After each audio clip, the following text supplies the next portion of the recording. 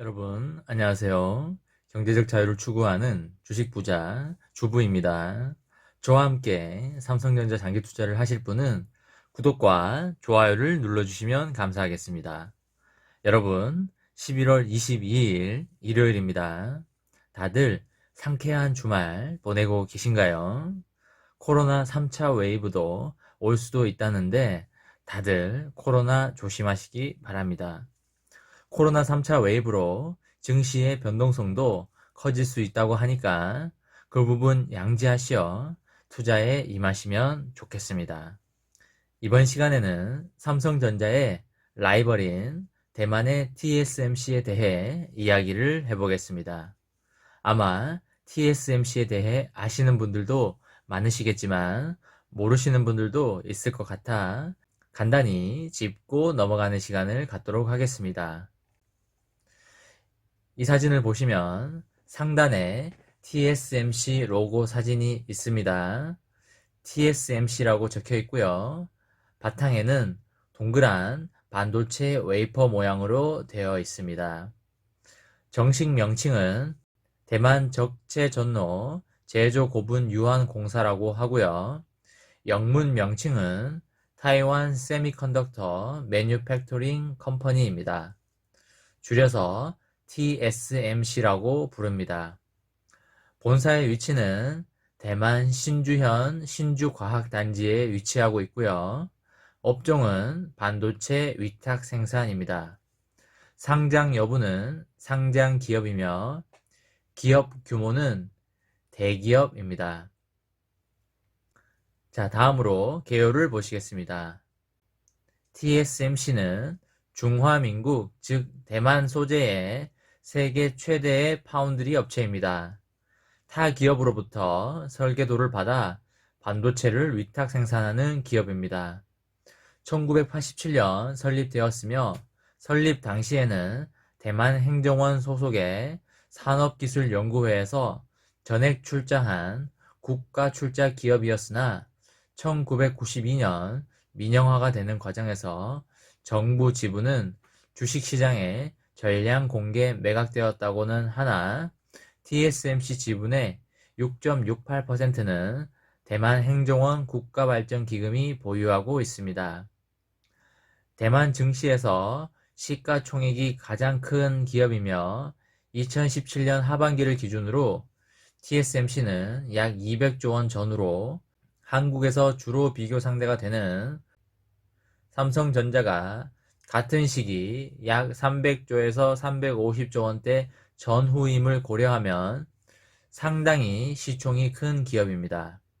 특히 파운드리 업계에서는 TSMC가 독보적인 입지를 차지하고 있습니다.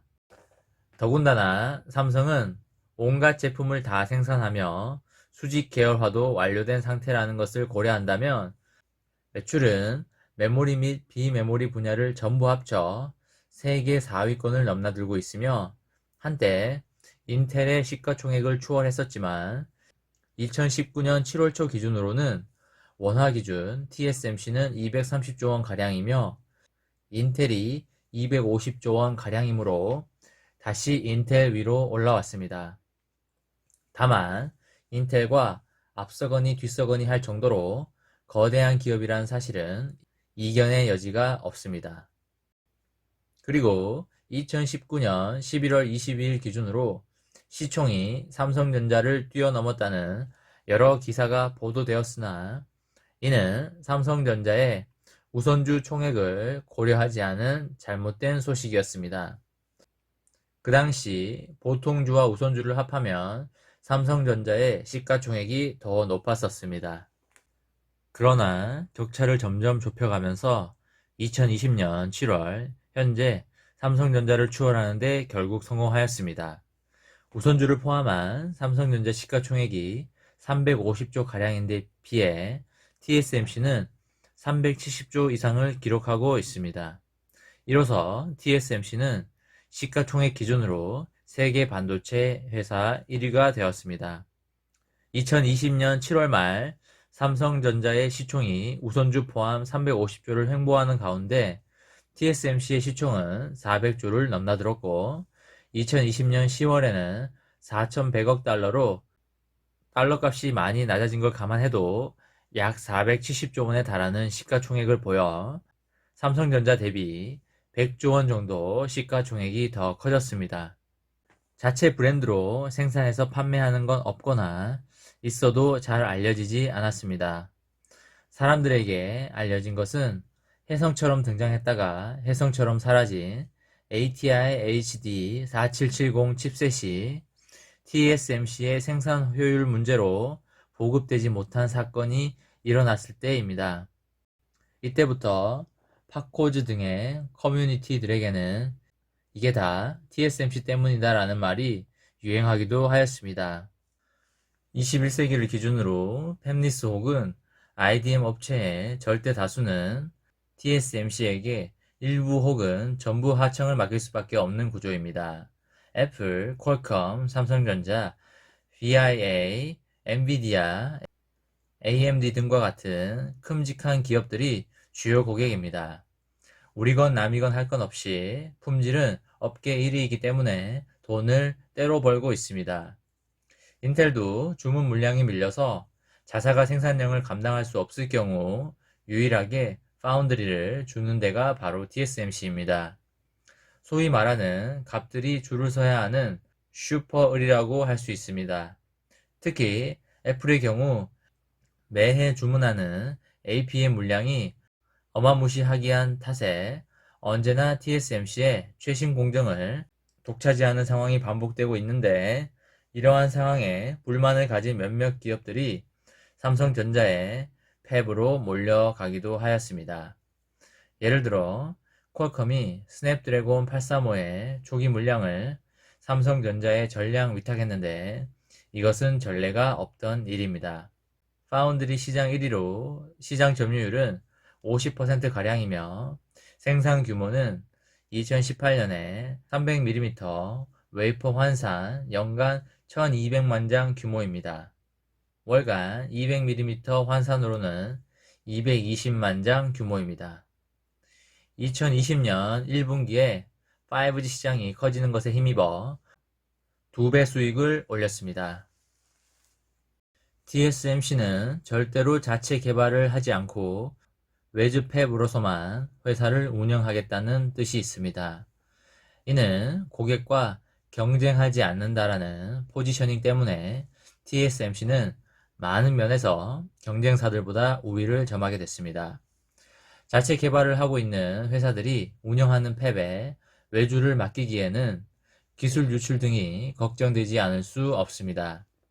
이는 자체 개발을 겸업하는 종합반도체 회사인 삼성전자나 반도체 굴기 등으로 자체 개발 기술력 확보에 눈에 불을 켜고 있는 중국의 팹들이 TSMC에 비해 불리한 요소입니다.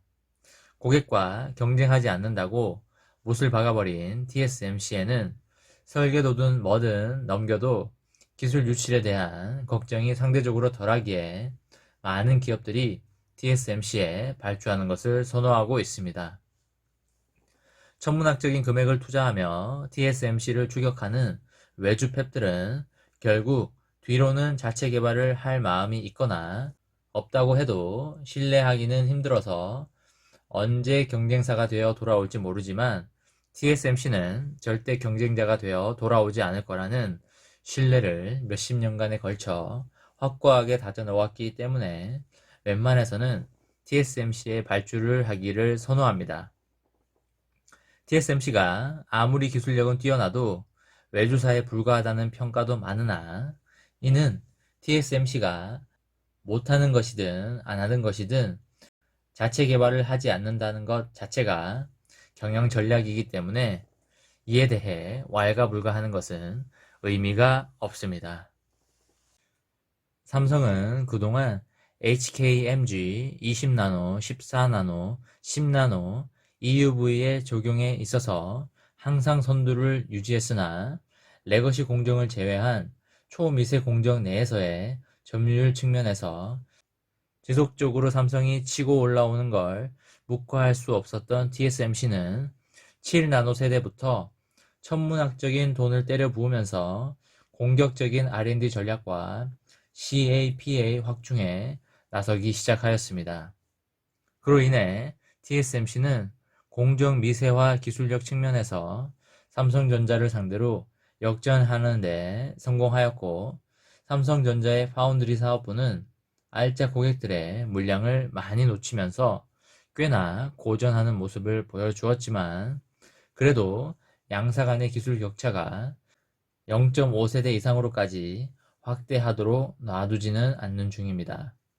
지금도 한국 1위 기업과 대만의 1위 기업은 그동안 쌓아놓은 자금력을 바탕으로 파운드리 시장에서 매년 수십조 원의 규모에 다다르는 투자를 집행 중에 있습니다.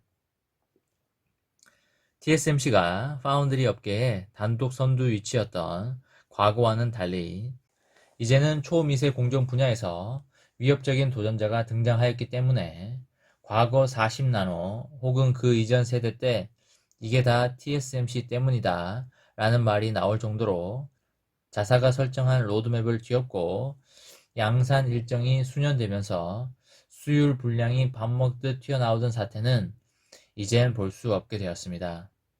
즉, 다시 말해서 이게 다 TSMC 때문이다 라는 말은 이제 역사 속으로 사라진 셈입니다. 5나노 이후 TSMC의 전략을 보면 TSMC는 753으로의 발전 과정에서 80%, 15%로 초반 5나노에서의 파격적인 변화를 노리는 중이고, 삼성은 753으로의 발전 과정을 거치는 동안 밀도를 각각 33%, 50%를 증가시키면서 상당히 완만한 단계의 개선폭을 이루려는 중입니다. 5나노 공정에서 일어날 격차는 이게 반영된 결과일 것입니다. 미세공정 기술력과 별개로 CAPA 그리고 빅칩 양산에 도움을 줄 수 있는 CoWoS와 같은 패키징 기술은 TSMC가 여전히 앞서는 상황입니다.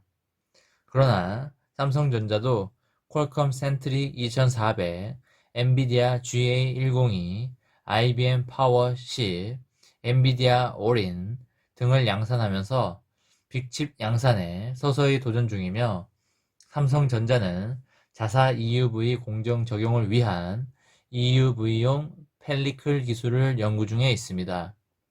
한편 TSMC와 삼성전자 파운드리 사업부는 서로와의 경쟁을 통하여 기술 발전을 가속시키고 있는데, 인텔은 이를 따라가지 못하는 상황입니다. TSMC의 M5 공정에서 2020년 하반기부터 본격적인 제품이 출시될 예정인데, 그와 동급인 인텔의 7나노는 2023년까지 소식이 없을 예정이기 때문입니다. 패배, 기술력 측면에서 최대 3년 격차가 벌어질 수도 있다는 암울한 전망이 현실이 되었습니다. TSMC는 30년 이상 파운드리에 올인을 했고, 반도체 설비 업체로부터 주문을 받아서 생산을 해주는 사업을 하고 있습니다.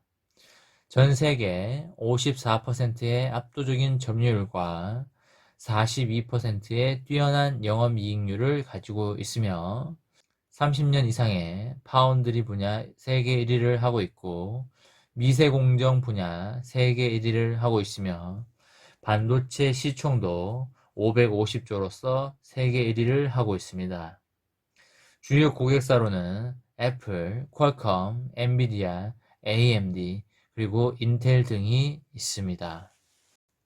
이번 시간에는 삼성전자의 라이벌인 대만의 TSMC에 대해 이야기를 해보았습니다.